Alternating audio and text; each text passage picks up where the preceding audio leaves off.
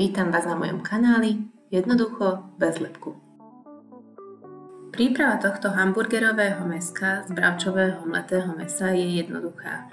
Potrebujeme len 230 g bravčového mletého mäsa, 3 čajové lyžičky kečupu, 3 čajové lyžičky horčice a korenie. K mletému mäsku jednoducho pridáme všetky suroviny. Približne 1 kávovú lyžičku soli, 1 čajovú lyžičku vegety, čierne korenie, červenú papriku, rastcu,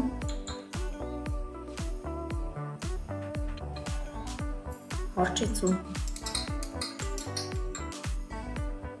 a kečup. Všetko poriadne premiešame.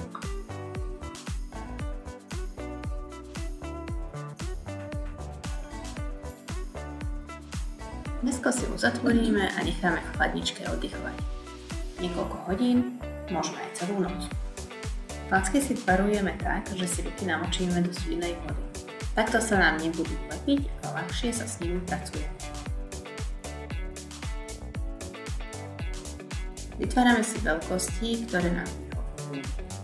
U nás sú obľúbené aj menšie, aj väčšie, aby si mohol každý podľa vlastného vkusu vybrať.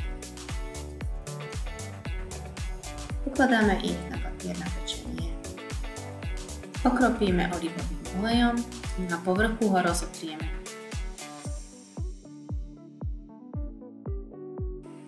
Pečieme na 200 stupňoch, pokiaľ okraje nezačnú hnednúť.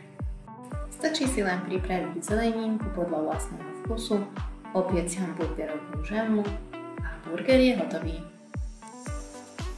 Ak sa vám video páčilo, zvážte odber a dajte like.